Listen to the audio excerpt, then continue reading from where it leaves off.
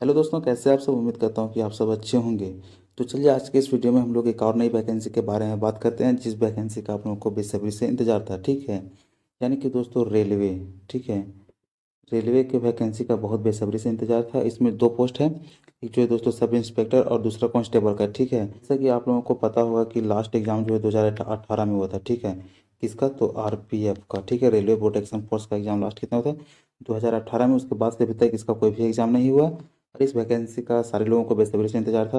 और फाइनली ये वैकेंसी आ चुका है। ठीक है, भारत सरकार रेल मंत्रालय द्वारा ये जारी किया गया है। तो चलिए अब इसके सारे हम लोग एक एक पॉइंट को अच्छे से देखेंगे। कितने पोस्ट हैं, क्या हैं, कब इसका फॉर्म भराएगा, कितना फी लगेगा, इन सारी चीज़ को हम लोग देखेंगे। ठीक है, और एज में भी रिलैक्सेशन दिया है, तो आपका एज अगर कुछ ज़्यादा है तो आप वीडियो को पूरा देखें, हो सकता है कि इसमें आपको भी मौका मिल जाए। तो चलिए बिना देर के हम लोग वीडियो को स्टार्ट करते हैं। तो आइए दोस्तों, जैसा कि यहाँ पे देख पा रहे होंगे कि भारत सरकार, ठीक है, भारत सरकार के अंतर्गत रेल मंत्रालय द्वारा जारी किया गया है रेलवे भर्ती बोर्ड आरआरबी। ठीक है, इसमें क्या दिया है दोस्तों, देखिए कि रेलवे सुरक्षा बल और रेलवे सुरक्षा विशेष बल में सब इंस्पेक्टर एवं कांस्टेबल की भर्ती, यानी कि दोस्तों इसमें कांस्टेबल और एसआई दोनों पोस्ट का है। यदि दोनों पोस्ट के लिए आप एलिजिबल हैं तो भी फॉर्म को भर सकते हैं, या तो फिर आप जिसके लिए आप उसमें फॉर्म को जरूर फिलअप करें। ठीक है, क्या लिखा है कि रेलवे सुरक्षा बल आरपीएफ और रेलवे सुरक्षा विशेष बल आरपीएसएफ में निम्नलिखित पदों के लिए योग्य उम्मीदवारों से आवेदन आमंत्रित किए जाते हैं। सभी दृष्टियों से विशेष आवेदन केवल ऑनलाइन जमा किए जाने चाहिए। ठीक है, यानी कि आपका जो फॉर्म है दोस्तों वो ऑनलाइन फिलअप होगा। ठीक है, फॉर्म ऑनलाइन फिलअप होगा, ये ऑफलाइन नहीं होने वाला है, तो आप इस बात को ध्यान रखेंगे। फॉर्म जो भी फिलअप होगा वो ऑनलाइन फिलअप होगा। चलिए ठीक है, फिर आगे नेक्स्ट पॉइंट हम लोग देखते हैं। तो नेक्स्ट पॉइंट में क्या है, यहाँ पे चलिए हम लोग देखते हैं। एक तो इसमें देखते हैं दो पोस्ट में भर्ती है। ठीक है, पहला पोस्ट क्या है, आरपीएफ का है।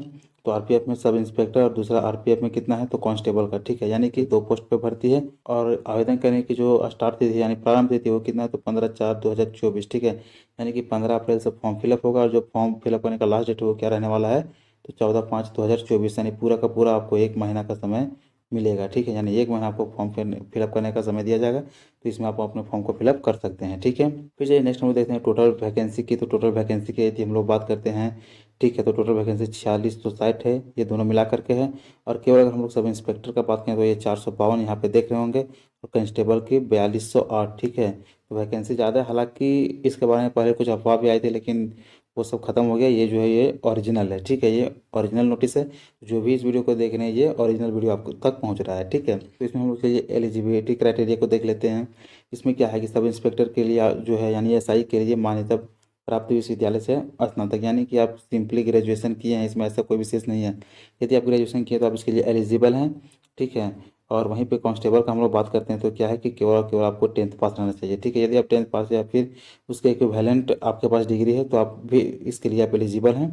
तो आप देख लेंगे और इस फॉर्म को जरूर फिलअप करेंगे। ठीक है, सैलरी का बात करते हैं दोस्तों, तो बेसिक सैलरी जो है, ठीक है, प्रारंभिक वेतन वो कितना है, तो एसआई का 35,400 और कांस्टेबल का 21,700। ठीक है, वहीं पे अगर हम लोग एज का बात करते हैं तो एज आपका जो काउंट होगा वो 1/7/2024 को काउंट होगा। ठीक है, यानी कि देखिए एज में कहीं ना कहीं छूट मिल रहा है, तो आप वीडियो को पूरा देखें, एज में छूट मिला है। यदि आप एलिजिबल होंगे तो फॉर्म को जरूर फिलअप करेंगे। ठीक है, एज क्या है कि 20 से 28 साल है किसका, तो सब इंस्पेक्टर का। यहाँ पे देख सकते हैं कि 20 से 28 साल सब इंस्पेक्टर का। और कांस्टेबल का बात करते हैं तो 18 से 28 साल। ठीक है, यहाँ पे देखते हैं फिर कि कुछ एज के बारे में नोटिस आया है कि इसमें कोविड-19 महामारी के कारण एक बार के उपाय से रूप में निर्धारित आयु सीमा से परे आयु में 3 वर्ष की छूट शामिल है। ठीक है, यानी कि आपको जो है 3 वर्ष का एज रिलैक्सेशन रेलवे खुद दे रही है। ठीक है, क्योंकि देखिए इसके बीच में कोई भी वैकेंसी आई नहीं।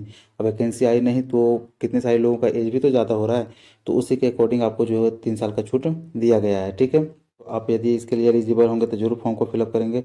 और इसमें एग्ज़ाम जो है दोस्तों यहाँ पे देख सकते हैं कि एग्ज़ाम जो आपका सीबीटी मोड पे होगा। ठीक है, सीबीटी यानी कंप्यूटर बेस्ड टेस्ट होगा, आपका ऑनलाइन एग्जाम भी होने वाला है। फिर चलिए हम लोग देख लेते हैं कि इसमें फ़ी कितना लगने वाला है। ठीक है, तो इसमें देखिए सभी उम्मीदवारों के लिए क्रम संख्या 2 पर नीचे उल्लेखित श्रेणियों को छोड़कर ₹500 के इस शुल्क में से 400 की राशि सीबीटी में उपस्थित होने पर लागू बैंक शुल्क काटकर वापस कर दी जाएगी। ठीक है, ऐसा क्या है कि देखिए दोस्तों पैसा जो है वो ₹500 लगेगा। ठीक है, लेकिन यदि आप इसमें उपस्थित होते हैं और आप क्वालिफाई नहीं कर पाते तो आपको जो है वो ₹400 में से जो आपका पैसा लगेगा वो काट करके वापस कर दिया जाएगा। ठीक है, और ऐसे तो जनरल फी कितना है, अभी ₹500 है।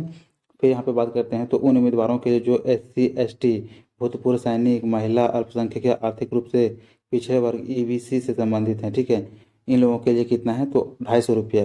इन लोगों के लिए क्या है कि सीबीटी में उपस्थित होने पर यह शुल्क 250 यथा लागू बैंक शुल्क काट कर वापस तो दिया जाएगा। ठीक है, तो इसमें शुल्क कितना लगने वाला है 250 रुपया। अब इसमें नोट पॉइंट क्या है कि केवल सीबीटी में भाग लेने वाले उम्मीदवारों को ऊपर लिखित उनके परीक्षा शुल्क का रिफंड मिलेगा। तो इसके लिए क्या है कि आपको एग्जाम में प्रेजेंट होना पड़ेगा। ठीक है, यदि आप एब्सेंट हैं तो आपको कोई भी पैसा रिफंड नहीं मिलेगा, लेकिन यदि आप प्रेजेंट हैं तो आपको पैसा जो है वो रिफंड मिलेगा। ठीक है, यानी कि आपको जो है देखिए दोस्तों, जनरल ओबीसी इस सब का कितना 500 रुपया रहेगा। इसमें से आपका 400 रुपया में से जो पैसा खर्च होगा वो काट कर वापस किया जाएगा। और SC ST के लिए क्या है कि 250 रुपया तो लगेगा।